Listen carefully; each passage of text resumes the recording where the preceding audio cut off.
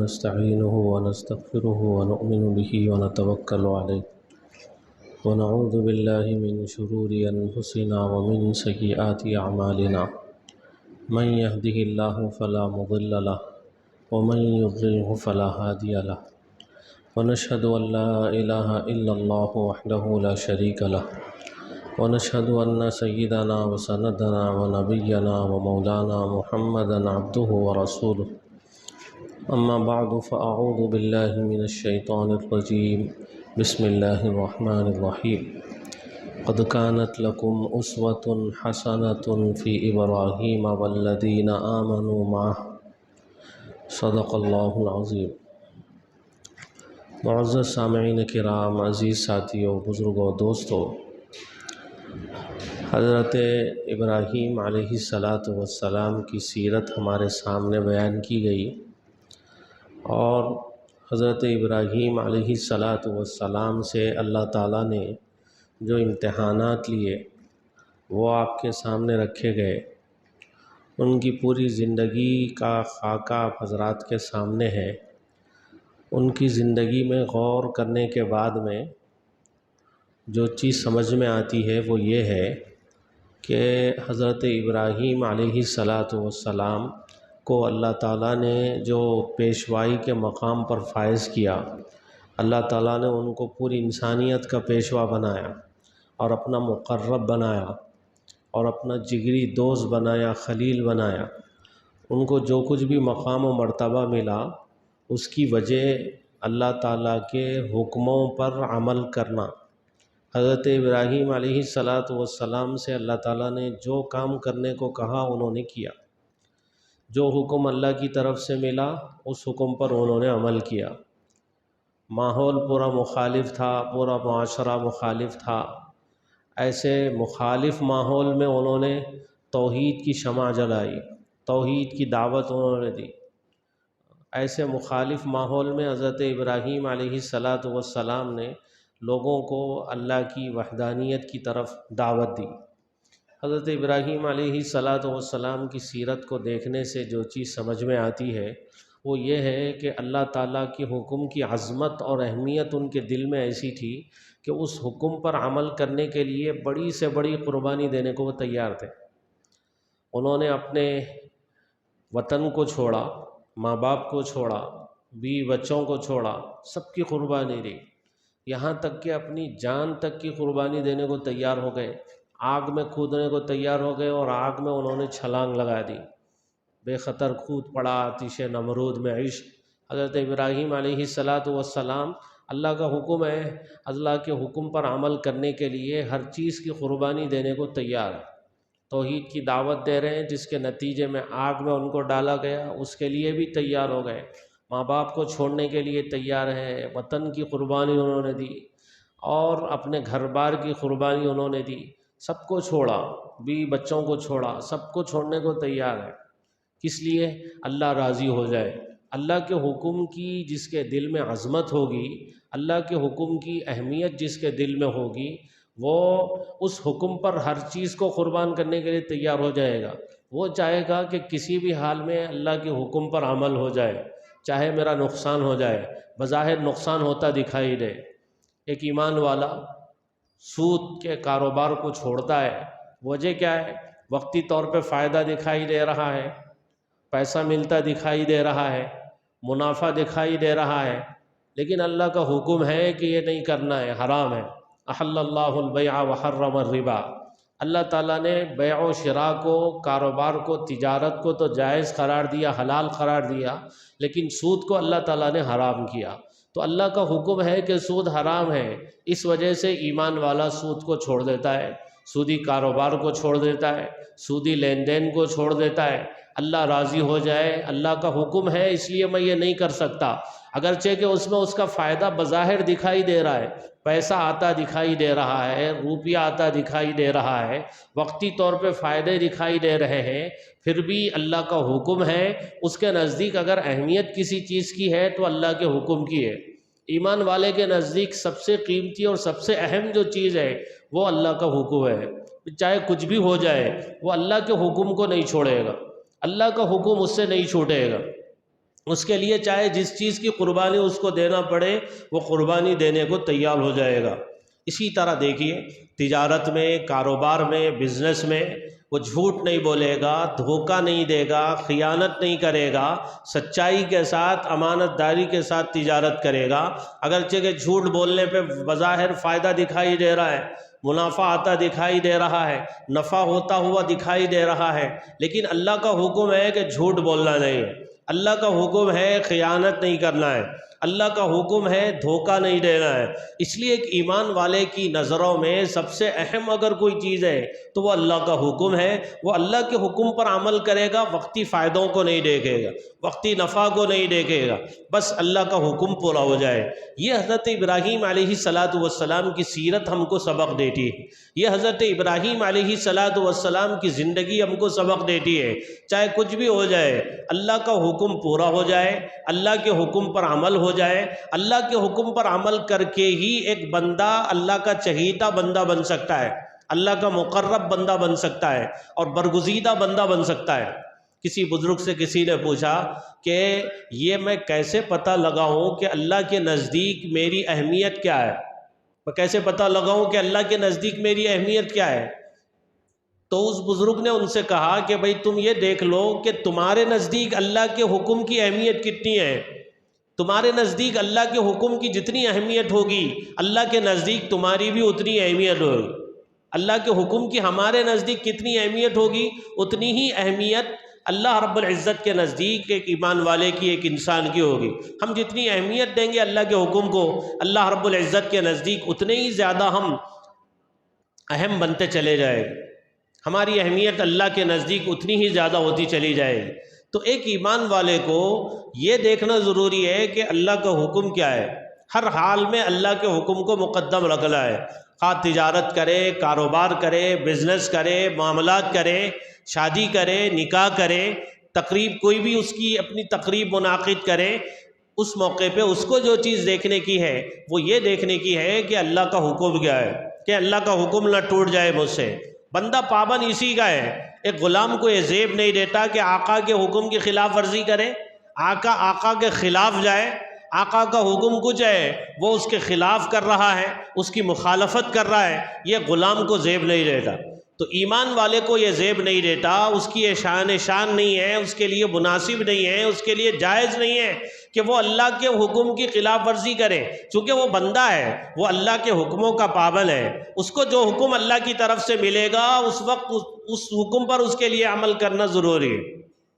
ایک بندے کو قید کر کے ڈال دیا جاتا ہے، قید خانے میں رکھ دیا جاتا ہے، اس کی اپنی کوئی مرضی نہیں ہوتی، اس کی اپنی کوئی خواہش نہیں ہوتی۔ جہاں اس کو سلایا جائے گا اس کو وہاں پہ سونا پڑے گا، جو کھلایا جائے گا اس کو وہ کھانا پڑے گا، جو پلایا جائے گا وہ اس کو پینا پڑے گا۔ ایسے ہی ایک ایمان والا ہے، اس کی اپنی کوئی مرضی نہیں،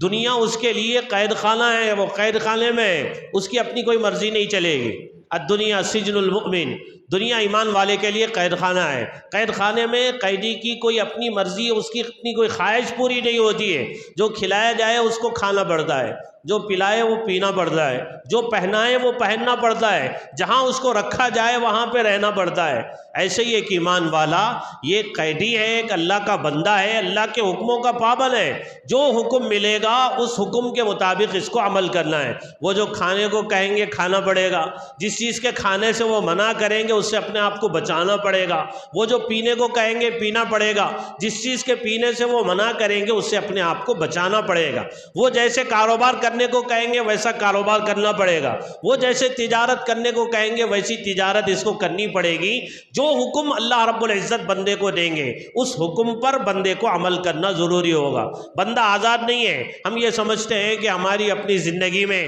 ہم اپنی مرضی اور اپنی خوشی میں اور اپنے غم میں ہم کو شریعت کی طرف سے گویا کہ آزاد چھوڑ دیا گیا ہے، ہم اللہ کے حکم کے پابند نہیں ہیں، نعوذ باللہ۔ ایسا سمجھ کے جیسے خوشی منانا ہو ویسے خوشی منائی جائے، جیسے غم منانا ہو ویسے غم منایا جائے، ایسا ہم سمجھتے ہیں۔ حالانکہ خوشی میں غم میں ہم اللہ کے حکم کے پابند ہیں، اللہ کے حکم کے پابند ہیں۔ زندگی کے ہر شعبے میں ہر موڑ پر جو بھی کام کریں گے اللہ کے حکم کے خلاف نہیں کریں گے۔ ایک ایمان والے کو اللہ کے حکم کے خلاف جانا ہی نہیں ہے، اسی میں اس کی ترقی ہے، اسی میں اس کی ترقی ہے، اسی میں وہ اللہ کا قرب حاصل کرے گا، اللہ کا مقرب بندہ بنے گا اور اللہ کا چہیتا بندہ بنے گا۔ حضرت تھانوی رحمۃ اللہ علیہ نے تصوف کا خلاصہ بیان کرتے ہوئے یہ ارشاد فرمایا کہ بھائی تصوف کا خلاصہ یہ ہے کہ جب کسی کام کے کرنے میں، کسی نیکی کے کرنے میں سستی پیدا ہو، آپ کوئی نئی نیکی کرنا چاہتے ہیں، نیکی کے کرنے میں سستی پیدا ہو رہی ہے، آپ اس سستی کا مقابلہ کرو، اس سستی کا مقابلہ کر کے اس نیکی کو کر گزرو۔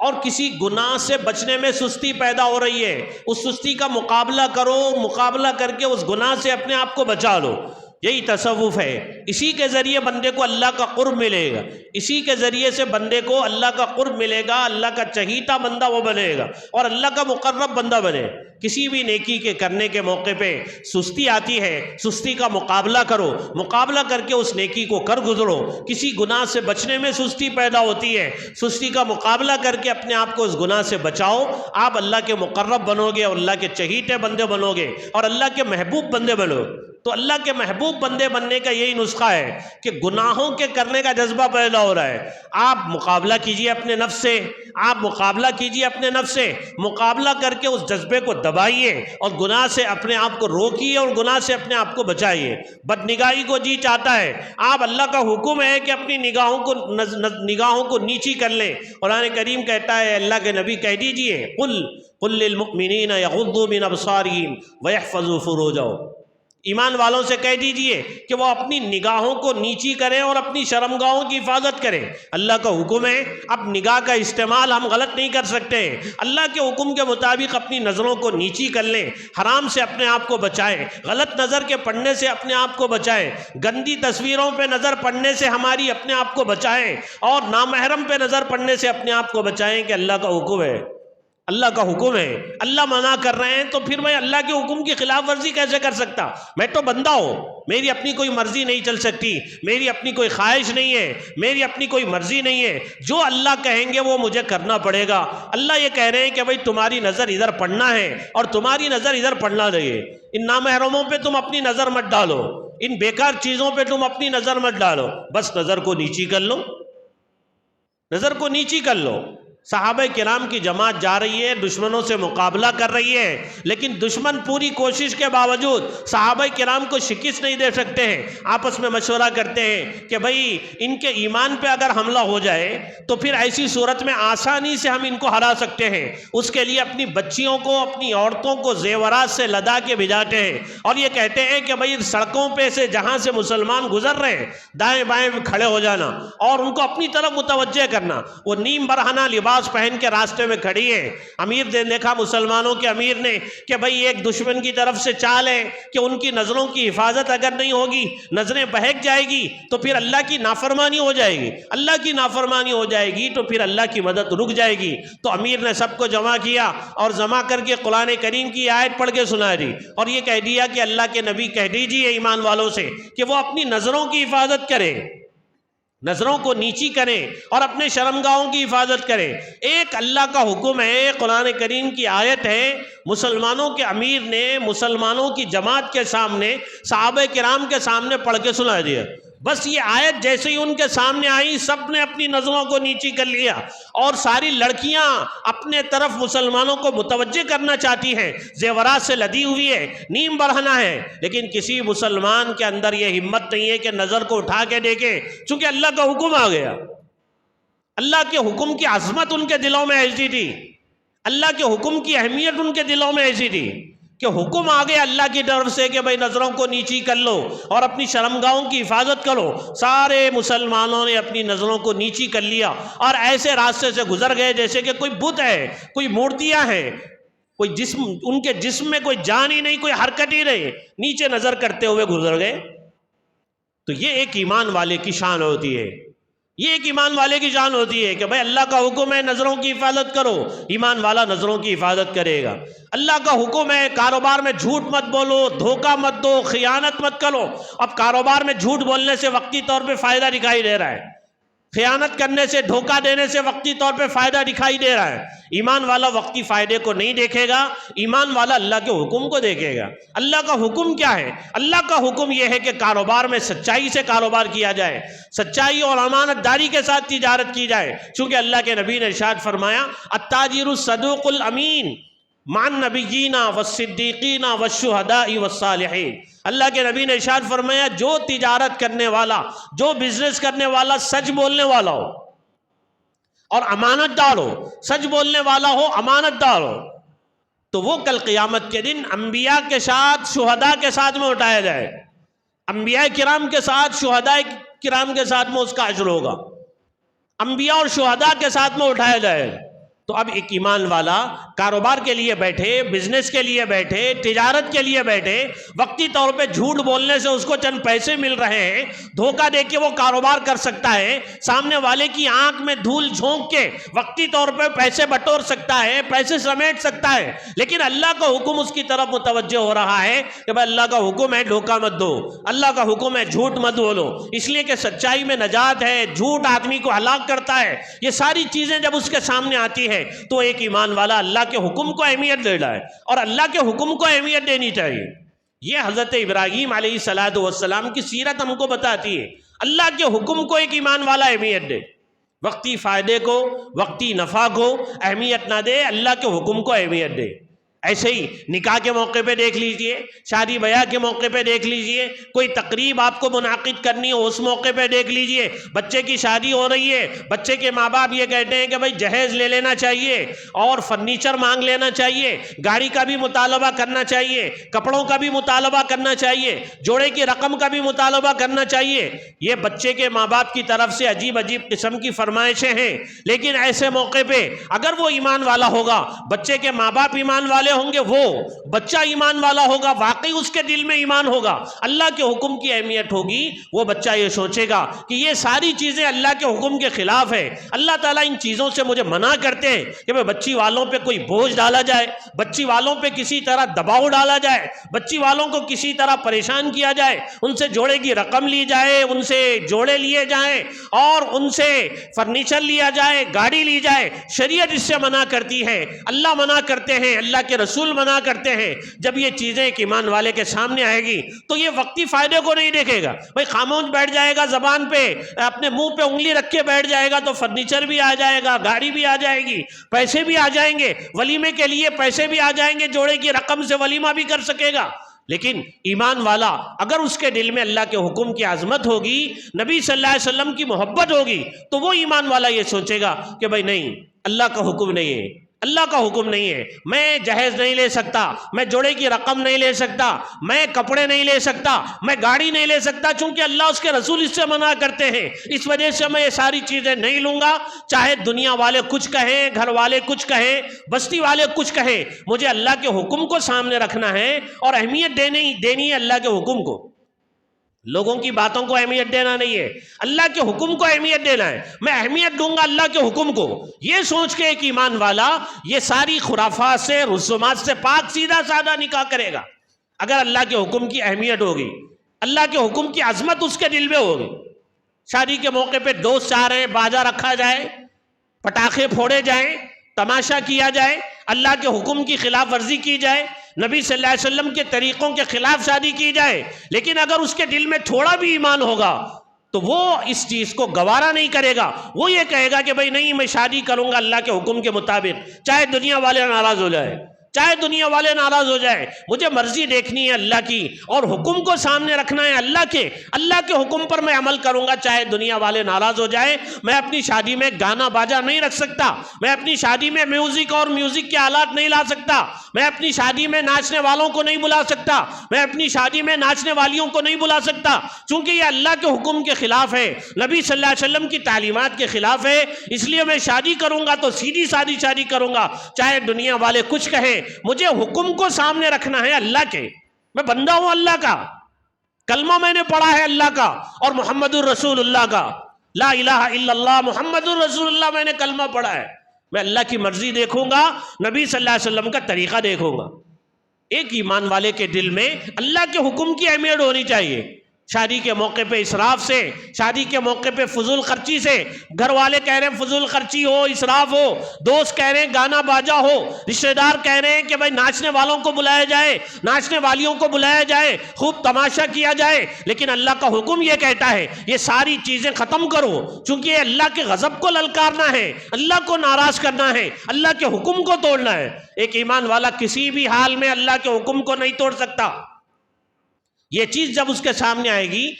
واقعی وہ ایمان والا ہوگا، وہ اللہ کی نافرمانی سے اپنے آپ کو بچائے گا اور اپنی شادی کو سیدھی سادی کرنے کی کوشش کرے گا، ان خرافات سے پاک کرنے کی کوشش کرے گا، وہ سیدھی سادی شادی کرے گا، چاہے دنیا والے ناراض ہو جائیں، اللہ راضی ہو جائے، اللہ کے رسول راضی ہو جائے۔ میں خوشی دیکھوں گا شادی کے موقع پہ اللہ کی اور اس کے رسول کی، بستی والوں کی نہیں، محلے والوں کی نہیں، خاندان والوں کی نہیں، رشتہ داروں کی نہیں، دوستوں کی نہیں، میں خوشی دیکھوں گا اللہ اس کے رسول کی۔ میرا اللہ خوش ہو جائے، میرے نبی خوش ہو جائیں، بس میں یہی چاہتا ہوں، دونوں خوش ہو جائیں گے، زندگی میں چین ملے گا، سکون ملے گا، چین اور سکون کی زندگی میں گزاروں گا۔ اگر میں پوری دنیا کو خوش کر کے ان دونوں کو ناراض کر لیا تو چین اور سکون برباد ہو جائے گا،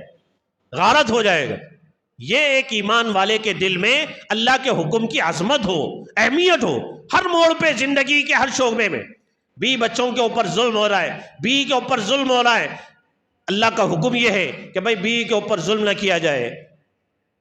ظلم سے اپنے آپ کو روک لے، کمزوروں پہ ظلم نہ کیا جائے، طاقت کے زور پہ کسی کو دبایا جا رہا ہے، اللہ کا حکم ہے بھائی ظلم مت کرو۔ اب اللہ کے حکم پہ عمل کرے گا ایک ایمان والا، ظلم سے اپنے آپ کو روکے گا۔ اسی طرح اپنے بستی والوں کے ساتھ، محلے والوں کے ساتھ، رشتہ داروں کے ساتھ، خاندان والوں کے ساتھ ہمارا اپنا جو سلوک ہو وہ کیسے ہو، اچھے اخلاق کے ساتھ ہم پیش آئیں، یہ اللہ کا حکم ہے۔ ہر موڑ پہ زندگی کے ہر شعبے میں ایمان والا اللہ کے حکم کو دیکھے گا اور اللہ کے حکم کو اہمیت دے گا، دنیا والوں کی باتوں کو کوئی اہمیت نہیں دے گا، اس کے نزدیک اہمیت ہوگی اللہ کے حکم کی اہمیت ہوگی، اللہ کے حکم کی اہمیت ہوگی، نبی صلی اللہ علیہ وسلم کے حکم کی اہمیت ہوگی، اس حکم کے مطابق وہ زندگی گزارنے کا پابند ہے۔ کلمہ پڑھا ہے اس نے اللہ کا، اس کے رسول کا، وہ اسی کا پابند ہے کہ ہر موڑ پہ زندگی کے اللہ کے حکم کو دیکھے، نبی کے طریقے کو دیکھے۔ تو حضرت ابراہیم علیہ السلام کی جو سیرت ہے، اس سے جو سبق ملتا ہے ہم کو، وہ یہی سبق ملتا ہے کہ زندگی کے ہر شعبے میں ہم اللہ کے حکم کو اہمیت دیں گے، اللہ کے حکم پر عمل کریں گے، چاہے وقتی طور پہ نقصان ہو رہا ہو، گھاٹا ہو رہا ہو، پیسے جاتے دکھائی دے رہے ہو، مال سستے میں بکتا دکھائی دے رہا ہو، نقصان ہوتا دکھائی دے رہا ہو، ہم کچھ بھی نہیں دیکھیں گے، ہم یہ دیکھیں گے بھائی اللہ کا حکم ہے، اللہ کے حکم پہ عمل کرنا ہے، اللہ کے حکم کی میں خلاف ورزی نہیں کر سکتا۔ یہ ایک ایمان والے کی شان ہے، اگر زندگی کے ہر شعبے میں اللہ کے حکم کو سامنے رکھے گا، اللہ کے حکم کو اہمیت دے گا، وہ اللہ کا مقرب بندہ بنے گا، اللہ کا چہیتا بندہ بنے گا، اللہ کا محبوب بندہ بنے گا، اور اللہ رب العزت اس کو ایک خاص مقام و مرتبے پہ پہنچائیں گے، پیشوائی کا مقام و مرتبہ اس کو دیا جائے گا۔ اللہ سے دعا ہے جو کچھ کہا گیا ہے اس پر عمل کی توفیق نصیب فرمائے، آمین۔ وآخر دعوانا الحمدللہ رب العالمین۔